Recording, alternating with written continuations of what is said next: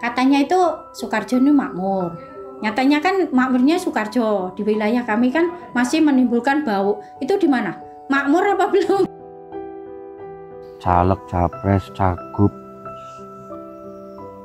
calon-calon pilkada itu bisa menanam. Yang penting tentang kepedulian lingkungan mereka cukup menanam, terus di foto-foto, video, upload sosial media, ada pemberitaan sudah cukup.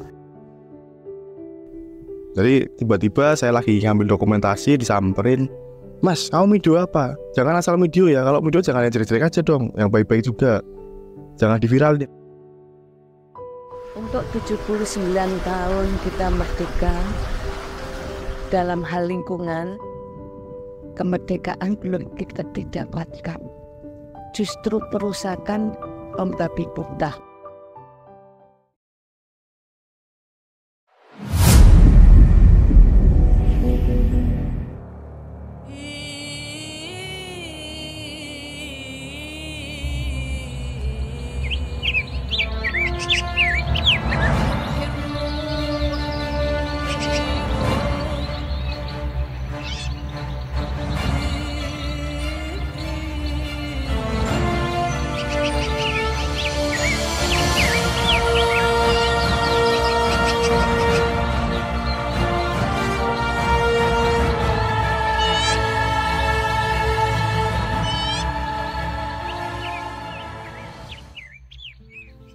Nama saya Lintang, tempat tanggal lahir di Banjarnegara, Jawa Tengah, domisili di Sleman, Yogyakarta, daerah istimewa Yogyakarta.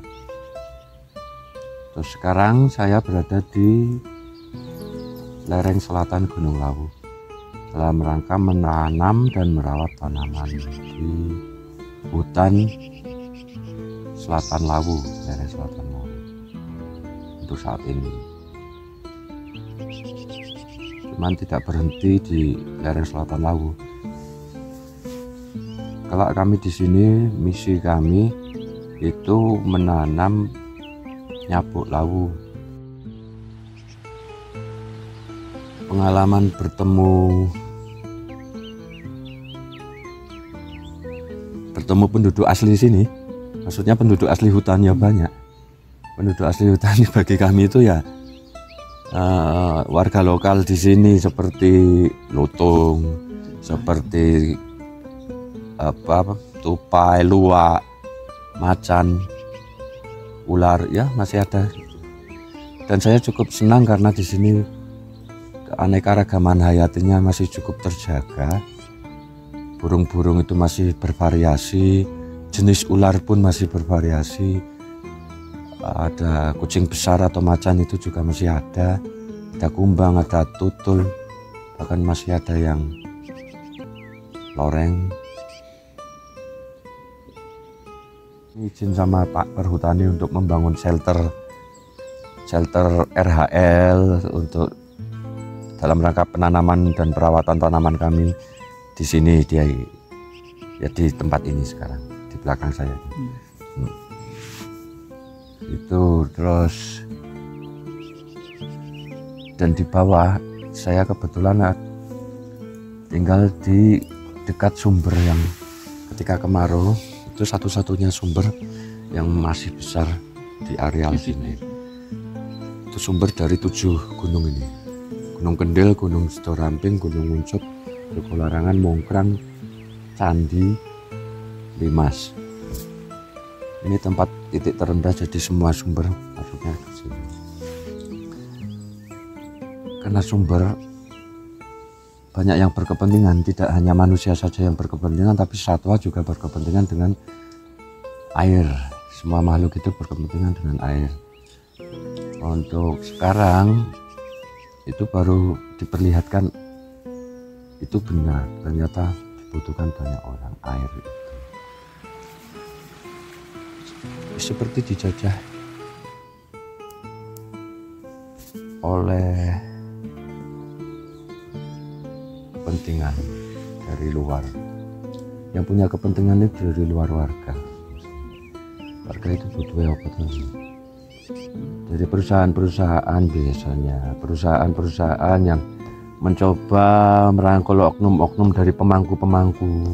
Kalau di hutan lindung ya mungkin pemangku hutan lindung. Seperti di sini juga ngemong tanaman yang ditanam bersama, kami menanam bersama-sama, terus kami rawat bersama-sama, kan seperti ngomong Jogja.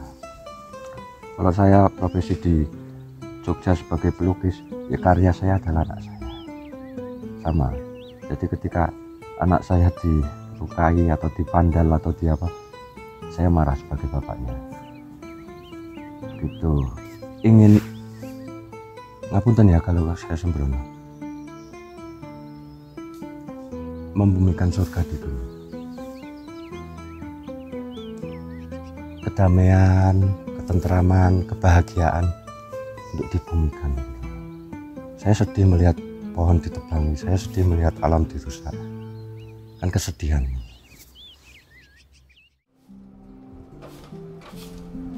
Bunda, nama lengkapnya Ismoko Weni, biasa dipanggil Bunda Weni. Nama kerennya kata orang, nama keren Bunda Weni. Saat ini keseharian ya mungkin lebih sering dan lebih senang untuk ngopeni ya, istilah bahasa Jawanya itu ngopeni atau merawat lingkungan dengan cara-cara ya paling tidak dapur rumah tangga yang penuh sampah bisa kita manfaatkan untuk apa?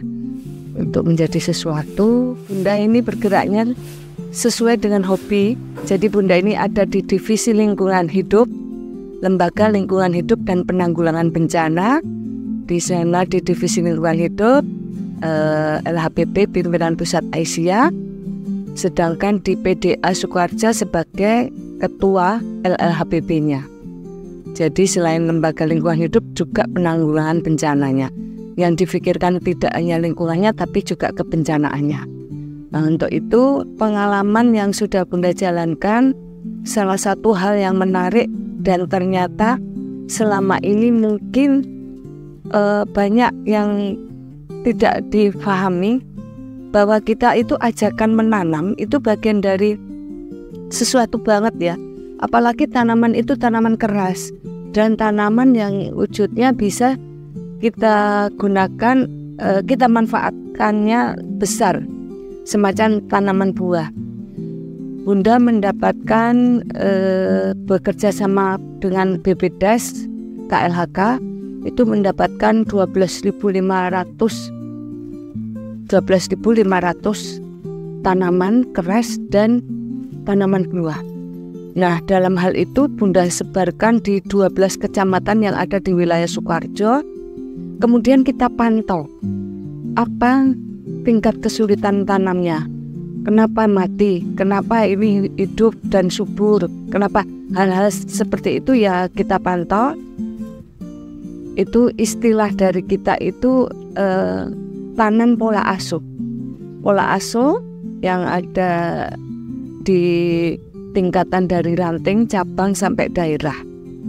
Kemudian setiap kali 3 bulan kita pantau lagi sejauh mana sampai akhirnya kalau sudah 1 tahun kita akan mengetahui dari 12.500 itu yang hidup berapa, yang mati berapa.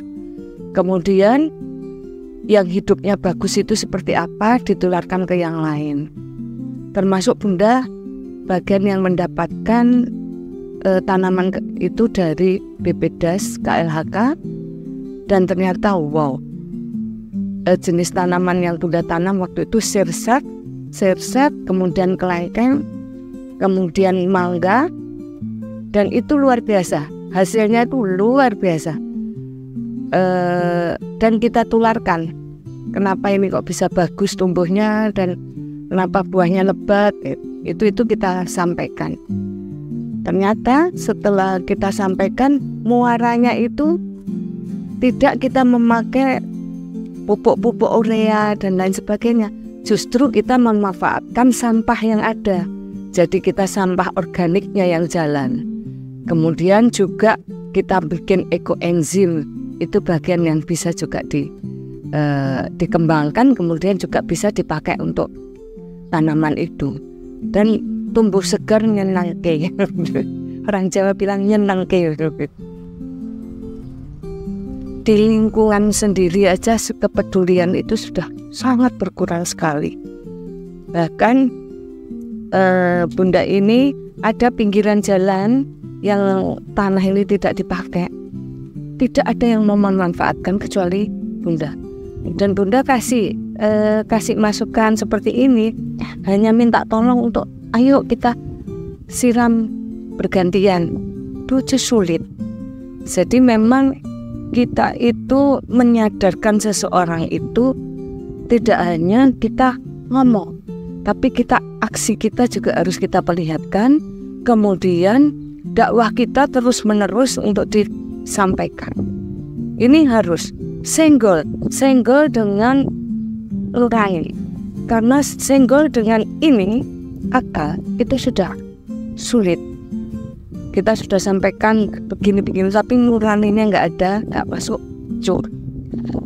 Kalau ini lingkup kecil ya, kalau lingkup besar tambah, apalagi itu yang terjadi. Kita dari Muhammadiyah aja ya, Bunda masih ingat sekali saat Trenggalek, saat Coman di Kebumen itu, masalah tambang yang rame 2 tahun yang lalu itu seperti itu yang terjadi. Ini bagian dari perusakan lingkungan yang luar biasa, yang mungkin saat itu pemerintah tidak menyadari. Muhammadiyah justru sudah memperingatkan. Ini Bunda luar biasa, pergerakan itu Bunda senang sekali Muhammadiyah ada perhatian semacam itu. Maka saat Muhammadiyah menyampaikan akan ikut mengelola tambang, kecewa berat sih. Betul, itu kekecewaan yang luar biasa. 2 tahun yang lalu aja, 2-3 tahun yang lalu aja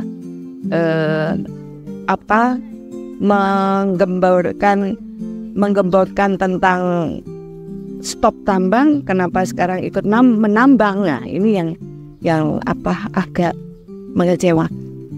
Ya, tetapi hal itu mungkin saja dari pimpinan pusat Muhammadiyah itu mungkin sudah mempunyai polisi tersendiri, karena kita pahami pasti sesuatu keputusan yang ada itu pasti sudah ada menganalisa semuanya, menganalisis apa yang akhirnya menjadi keputusan itu. Dan itu riset itu tidak bisa diriset dalam hitungan hari maupun bulan, bahkan itu bisa tahun ya untuk meriset itu. Dan kita ketahui banyak ahli-ahli yang masalah lingkungan terhadap pertambangan, kita ketahui mereka bergelut di sana, dan untuk mewujudkan tambang ramah lingkungan itu ronsen industri, hanya industri gitu. Ibaratnya seperti itu. Nah ini ya, maka dari itu mari kita tetap merujuk pada Quran. Di sana ada Al-A'raf, ada Arun, Al-Sati. Ya kita diminta Allah untuk menjaga bumi ini ya. Mari kita bersama-sama untuk menjaga bumi ini semampu kita.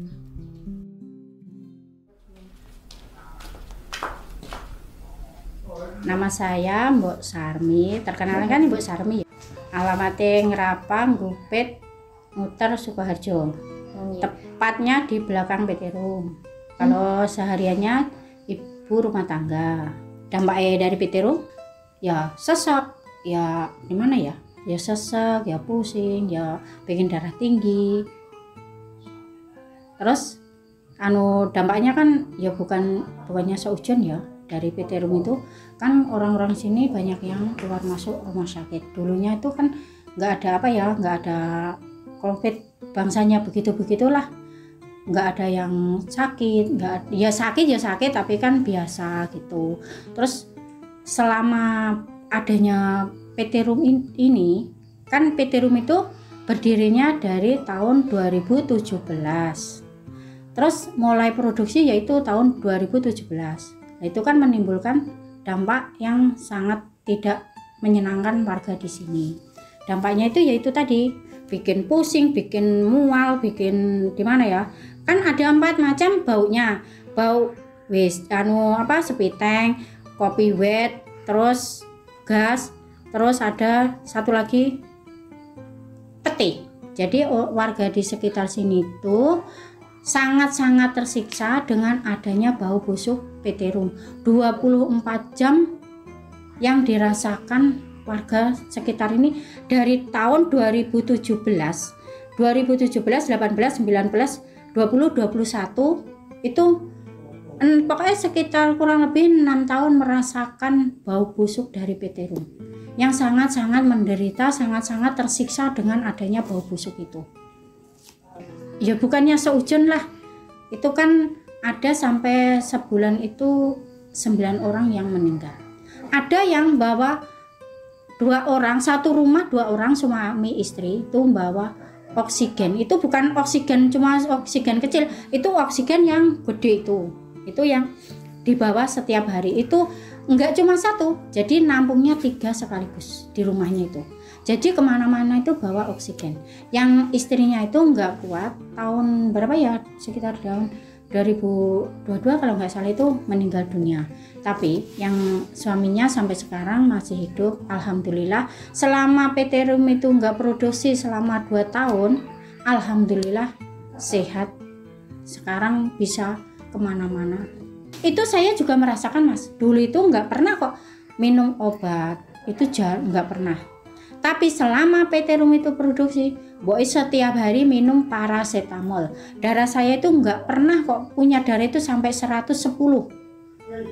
Itu nggak pernah. Sekarang selama PT Rum produksi 150, 160. Itu yang saya rasakan. Itu kenyataan, Mas. Saya dulu jadi ini saksi juga bilangnya juga begitu. Emang saya merasakannya aja begitu itu.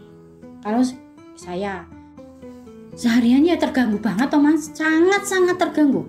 Nggak tidur, nggak enak. Tidur itu biar sepules apapun itu bisa bangun.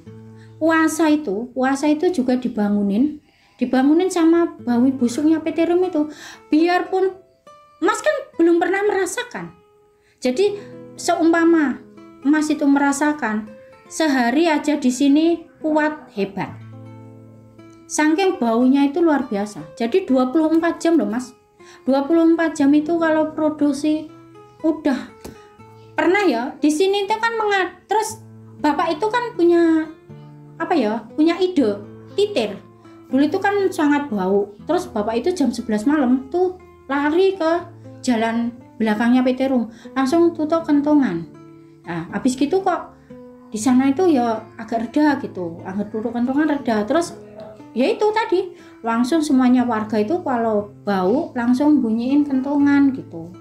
Jadi kan kentongan itu kan tanda bahaya, makanya kalau titir gitu kan langsung Rum itu agak reda gitu loh, mesinnya diberhentiin. Nanti habis itu ya habis titir itu nanti bau lagi gitu. Jadi sampai mbok itu dulu itu ya tidur paling lambat di jam 3 malam, Mas. Saya itu kok enggak bikin enggak sampai jam 2 jam 3 malam itu. Dulu itu kuat saya tuh. Ya itu tadi titir, bakar-bakar gitu. Kan ngumpulnya di itu posko yang depan itu. Warga itu kumpul di situ. Jadi kalau bau itu ada yang bakar-bakar, ada yang bakar-bakar ini bukan kok bakaran enggak, bahkan bakar apa itu rasa-rasa biar di sana itu bikin hebohnya di sana agak dimana supaya berhenti gitu loh. Terus titir gitu. Ya katanya itu corona itu suruh pakai masker ya. Di sini tuh sebelum corona itu dari 2017 itu udah pakai masker, Mas. Tapi masker di sini enggak terpakai. Wong selimut aja, bantal aja masih tembus. Apalagi cuma masker tipis, nggak ada gunanya di sini. Makanya Mbok itu kalau keluar kemana-mana itu nggak pakai masker, percuma. Katanya dulu itu corona itu nggak boleh keluar kemana-mana. Nah tapi kalau di sini nggak keluar ya pada mati, nggak kuat baunya gitu loh. tanya orang-orang itu yang punya sawah itu emang ya terganggu dari airnya itu. Ada yang satu bau itu nggak panen, ada baru tanam langsung mati kena limbah itu ada. Pohon pisang aja langsung mati juga ada. Ikan-ikan pada mati itu. Terus gimana ya? Saluran itu ya bikin ya itu yang tadi Mbok Sipon itu gatel ada gitu. Tapi kalau sampai itu saluran-saluran pada rusak kena pipa itu juga ada. Kan Mas sudah melihat gambar-gambarnya tadi. Jadi kan selama PT Rum itu bau itu kan ya tadi kan diadakan titer, diadakan laporan kemana-mana, udah lapor ke Sukoharjo sampai Semarang sampai ke Jakarta, kan udah berapa kali warga itu usaha, tapi hasilnya mana nggak tahu. Lah kemarin itu sampai ke Mahkamah Agung Pusat Jakarta itu juga menyampaikan itu supaya apa tuh Mas? Yo cuma minta keadilan, tapi mana hasilnya? Ya juga nggak tahu kan, nggak ada hasilnya kan. Padahal upaya apapun udah dijalani, tapi kenapa kok rumahnya masih dimenangkan terus? Itu apa dan kenapa? Pertanyaannya cuma itu. Kenapa dan ada apa? Pertanyaan warga itu cuma itu. Kok udah bukti semuanya itu udah dinyatakan, semuanya itu udah dijelaskan. Padahal udah benar-benar di mana ya? Emang Rum itu bersalah. Kenapa kok masih dimenangkan itu? Ada apa dan kenapa? Warga itu cuma tanyain cuma itu. Kalau saya itu ya mintanya itu di mana ya Mas ya? Katanya itu Sukoharjo ini makmur. Nyatanya kan makmurnya Sukoharjo, di wilayah kami kan masih menimbulkan bau. Itu di mana? Makmur apa belum? itu pertanyaannya. Terus yang kedua itu Jakarta katanya di mana? Katanya ada pengadilan, ada apa? Tapi kenapa kok warga di sini nggak ada adil-adilnya? Terus warga ini mintanya cuma apa tuh Mas? Mintanya itu cuma satu, kembalikan udara segar kami. Dari dulu itu cuma mintanya itu, kembalikan udara segar kami.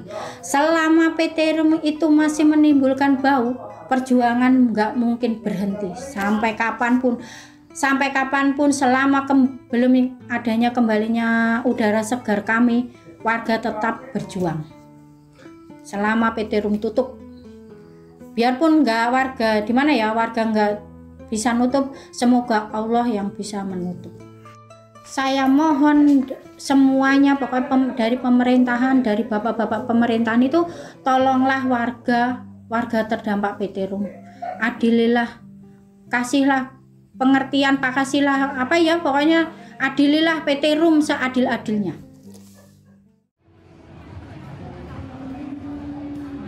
Nama Bekti Maulana, usia 27 tahun. Nah, saya seorang pemuda ya, pemuda. Berasal dari kota Jogja, saat ini tinggal di kota Solo. Sudah sekitar 3 tahunan. Dan secara kebetulan saya juga merupakan pekerja sosial, mengurusi komunitas sosial yang bergerak di bidang lingkungan. Kemudian juga untuk menghidupi diri sendiri, saya bekerja di beberapa tempat usaha, perusahaan lah ya. Yang pertama perusahaan yang bergerak di bidang layanan konsultan lingkungan. Di Solo ini saya punya komunitas namanya Tunggul. Apa itu Tunggul? Tunggul itu sebenarnya akronim ya. Akronim dari Sabtu Minggu untuk lingkungan. Dan sebetulnya penamaan Tunggul sendiri tidak hanya sebatas pada akronim tersebut. Itu cuma anekdot aja ya. Sebenarnya Tunggul itu berangkat dari semangat saya sih sebetulnya. Dulu saya di daerah asal di Jogja juga pernah punya kegiatan serupa terkait lingkungan. Konsepnya sama seperti Tunggul, cuman namanya yang berbeda. Jadi Tunggul ini benar-benar saya ambil dari tunggulnya. Apa sih Tunggul itu? Tunggul itu kan sisa pohon yang ditebang ya. Jadi bisa dikatakan Tunggulnya adalah suatu pemikiran dan pohon itu wadahnya. Jadi bisa dikatakan Tunggul ini pemikiran yang lepas atau keluar dari wadahnya karena wadahnya udah hilang, ditebang kan. Tapi Tunggul itu kan filosofinya dia selalu akan berusaha bertumbuh, menumbuhkan tunas baru meskipun sudah ditebang. Seperti itu. Jadi Tunggul itu konsepnya adalah lebih ke meluangkan waktu. Jadi konsep yang kita bawa adalah sebagai manusia kita sudah tertanam dalam diri kita bahwasanya berbuat baik itu tentang meluangkan waktu, bukan menunggu waktu luang. Jadi emang Tunggul ini sebetulnya punya visi misi sesuai namanya untuk lingkungan ya. Jadi memang yang utama itu adalah kegiatan-kegiatan untuk kelestarian lingkungan. Cuman kita juga mengambil sesuatu yang mudah kita lakukan. Hal yang paling mudah yaitu masalah sampah ya, yang selalu ada di sekitar kita. Jadi kita punya agenda rutin setiap malam minggu atau Sabtu malam, yaitu edukasi Tunggul. Sesuai namanya Sabtu Minggu untuk lingkungan, kegiatan kita di setiap hari Sabtu atau Minggu. Tapi memang yang paling umum, paling sering itu hari Sabtu. Biasanya kita ada di kawasan Gatot Subroto, yang mana di setiap malam minggu itu kita ada di sana ada kegiatan market ya, pasar seni yang memang menjajakan banyak sekali hasil-hasil karya seni dari pemuda-pemudi maupun warga masyarakat Solo Raya dan sekitarnya. Nah, tugas kita di situ adalah melakukan eduaksi. Jadi kegiatannya namanya eduaksi Tunggul. Apa itu eduaksi? Sesuai namanya, itu adalah dua kata ya, edukasi, aksi. Jadi memang bentuk kegiatannya adalah kita memberikan edukasi tapi menggunakan melalui aksi nyata ya. Jadi kita menjadi teladan. Kadang kalau kita cuma teriak-teriak, kita cuma ngasih tahu, ngasih himbauan, ngasih plakat, orang tuh merasa apa sih, nyuruh-nyuruh, hak kita dong gitu. Tapi kalau kita kemudian memberikan contoh secara langsung, kita beri contoh gimana sih ini harusnya seperti apa, dan secara langsung mereka akan langsung dapat apa sih maksudnya dari kegiatan yang dilakukan oleh teman-teman ketika edukasi Tunggul. Jadi itu melakukan edukasi tapi dengan aksi nyata seperti itu. Jadi teladan lah ya. Kalau Tunggulnya sendiri dari tahun 2022 ya, cuman untuk kegiatan yang aktif, yang reguler itu mungkin baru tahun kemarin sekitar bulan Oktober kalau nggak salah, tanggal 2 Oktober itu kita baru mulai kegiatan rutin setiap Sabtu malam.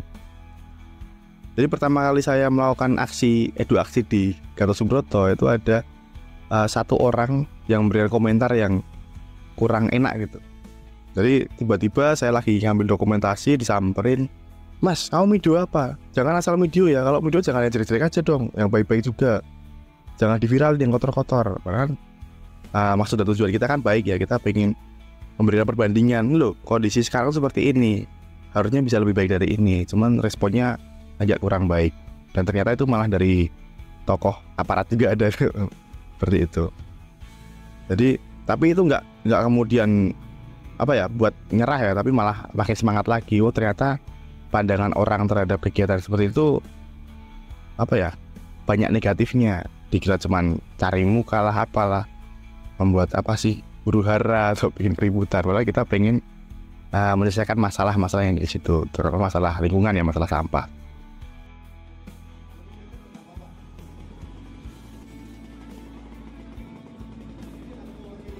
Karena kita kan namanya Tunggul kan, Sabtu Minggu untuk lingkungan. Fokus kita adalah lingkungan. Memang kita punya visi ke depan adalah aku, kamu, dan lingkungan bahagia bersama. Untuk mencapai itu kan banyak tahap-tahap yang harus dilalui. Yang salah satunya adalah timbulnya kesadaran masyarakat semakin tinggi akan pentingnya menjaga kebersihan lingkungan. Kemudian juga mulai tersedianya sarana prasarana, dukungan dari pemerintah dan stakeholder yang ada dalam menunjang kelestarian lingkungan, terutama untuk tempat sampah atau mungkin bidang sanitasi dan lain-lain. Dan mulai berkurangnya juga budaya untuk menggunakan hal-hal sekali pakai yang ada di sampah. Ya, jadi bertahap. Seperti yang mungkin kemarin kan sarana prasarana ya, kita awal datang ada tempat sampah cuman kurang memadai, terlalu besar, kurang efisien. Nah, itu kita coba untuk komunikasi dengan dinas terkait. Ini bisa nggak sih diganti yang lebih kompak, yang lebih memudahkan yang membuang sampah maupun petugas yang mengangkut sampah. Ternyata bisa, dan sekarang sudah terakomodir juga, udah diganti yang lebih kompak. Kemudian ini bisa nggak sih, ini kan ruang publik nih, kawasan Gatot Subroto ini udah ruang publik yang sedang berkembang pesat. Jangan sampai pemerintah itu terkesan lambat dalam merespon ruang publik yang sedang berkembang pesat ini. Harusnya ada dong support dari pemerintah. Karena sudah ada tuh progresnya, itu mulai ada tim kebersihan khusus yang memang ditempatkan di kawasan Gatot Subroto setiap malam Sabtu atau malam. Itu salah satu progres yang sudah kita dapat selama beberapa bulan ini, hampir setahun ini kegiatan di Gatot Subroto.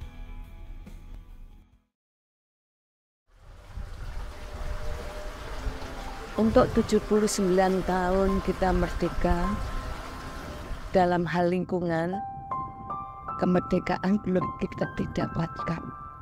Justru perusakan membabi buta. Ini yang harus kita peduli betul untuk bisa memulihkan itu dengan cara-cara apa?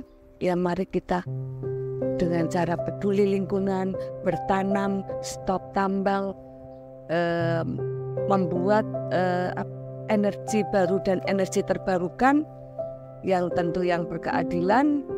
Di sini harus betul-betul bisa kita sikapi dan bisa kita wujudkan. Itu Bunda Rasa. Tapi memang untuk 79 tahun ini untuk merdeka lingkungan belum kita dapatkan. Justru malah kita tahu ya, adanya tambang di Kalimantan. Itu proses agraria yang luar biasa, perebutan lahan dan lain sebagainya. Ini yang harus kita perhatikan. Apakah ini memakmurkan warganya atau tidak, atau justru warganya menjadi terkendala atau terjajah. Yang perlu dimerdekakan tuh bukan kita ya, tapi lingkungannya. Karena kalau boleh mengutip kata-kata Bung Karno dulu ya, tugasku sangat mudah karena mengusir penjajah dari Indonesia, dari Nusantara. Tapi tugas kalian, kita ya, itu akan lebih sulit karena melawan bangsa sendiri ya kan. Nah kalau sekarang lebih susah lagi karena kita melawan ego sendiri. Ego dalam hal apa? Dalam budaya konsumtif, penggunaan barang-barang sekali pakai yang hanya akan jadi sampah, yang masa penggunaannya nggak panjang, sekali pakai buang. Nah itu yang harus kita lawan ego sendiri, karena memang saat ini yang terjadi itu bukan kita, tapi lingkungan. Dari apa ya? Dari sampah-sampah yang kita ciptakan selama hidup, selama tinggal di dunia ini. Kemudian saya juga dapat satu konsep yang sangat bagus sekali dari salah seorang pegiat sampah juga, pegiat lingkungan di Bantul, di Jogja, daerah asal saya. Namanya Pak Iskandar. Bahwasanya sampah itu ternyata bisa menjadi dosa jariah. Mungkin orang selama ini hanya mempelajari bagaimana cara mendapatkan amal-amal jariah, suatu amalan yang akan terus mengalir pada si manusia walaupun dia sudah meninggal dunia, atas hal baik yang diteladani atau manfaatnya berkepanjangan, seperti itu. Nah ternyata sampah ini juga bisa menjadi kebalikannya, yaitu dosa jariah. Kenapa bisa demikian ya? Katakan saja sampah itu memiliki usia yang panjang. Usia kita tidak sepanjang itu. Mungkin kita punya usia paling beruntung 70 itu udah beruntung banget. 70 tahun udah sangat beruntung. Dan selama kita hidup 70 tahun kita sudah menimbulkan banyak sekali kerusakan, kemungkaran dari sampah plastik misalnya ya. Mungkin kita nanti sudah meninggal, kita semayamkan di bumi, itu usia kisaran puluhan 100 tahun kita udah kembali menjadi unsur alami dari tanah. Tapi plastik yang kita gunakan semasa hidup, yang mungkin secara tidak sengaja kita buang sembarangan, itu mereka masih bergerak, masih mencemari lingkungan yang ada, masih mungkin jadi sumber kanker masa-masa yang akan datang, mencemari lingkungan, meracuni anak cucu kita. Itu kan masih terus melakukan itu ya, hal-hal buruk, hal negatif ya, itu dosanya akan terus mengalir ke kita meskipun kita sudah meninggal dunia. Dosa jariah. Jadi hati-hati memperlakukan sampah, karena bisa jadi sampah itu adalah salah satu tabungan dosa jariah. Mungkin kita dulu dijajah oleh bangsa asing, tapi sekarang kita menjajah lingkungan dan terjajah oleh ego sendiri dari budaya konsumtif, penggunaan hal-hal sekali pakai yang akan menjadi sampah. Jadi kita harus melawan ego, melawan kebiasaan buruk, mulai mengurangi konsumsi hal-hal atau barang-barang sekali pakai yang akan mencemari lingkungan di kemudian hari. Kemudian harapan saya itu semoga masyarakat bisa lebih sadar terhadap pentingnya menjaga kebersihan lingkungan, menjaga kelestarian lingkungan, dan bagi pemerintah sendiri juga terus membantu masyarakat, terus melakukan edukasi, melakukan sosialisasi agar lingkungan yang sehat, yang bersih, lestari, bahagia bisa segera tercipta. Terus, dan kita bisa segera merdeka dari sampah. Apa ya? Kembali ke bagian paling awal tadi. Setiap dari kita menyadari bahwasanya berbuat baik itu adalah tentang meluangkan waktu, bukan menunggu waktu luang. Jadi sesibuk apapun dirimu, sepadat apapun agendamu, luangkanlah waktumu untuk lingkungan. Kami sadari bahwa menanam itu mudah. Caleg, capres, cagup, calon-calon pilkada itu bisa menanam. Yang penting tentang kepedulian lingkungan, mereka cukup menanam, terus di foto-foto, video, upload sosial media, ada pemberitaan sudah cukup.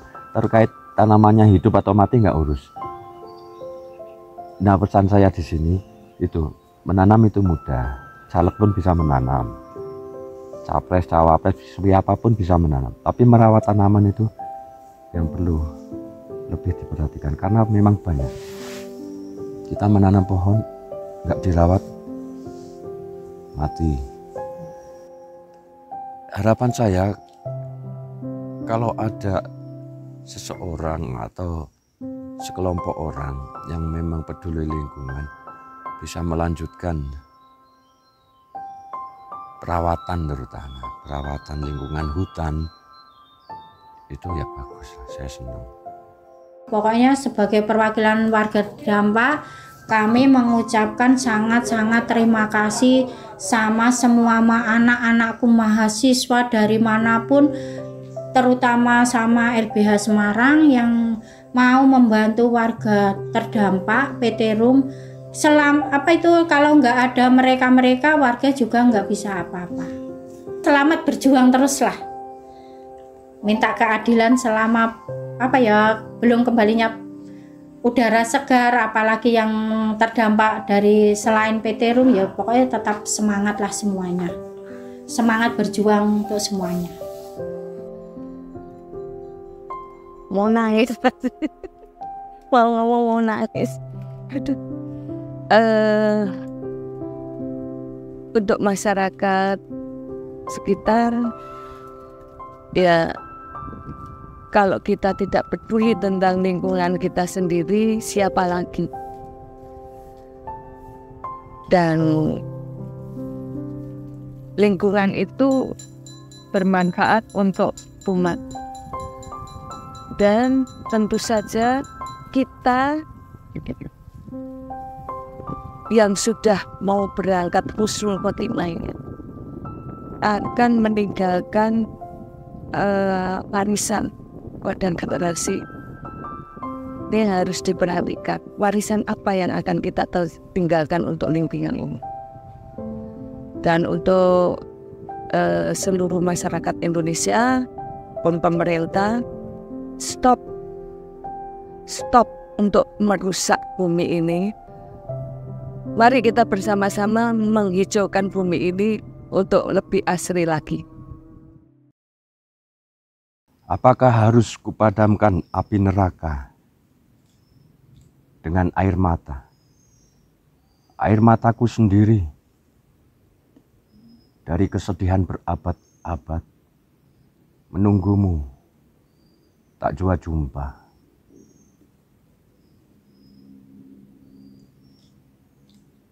Dan saat ini, di sini, di tempat ini, di sini aku temukan kau. Di sini aku temukan aku.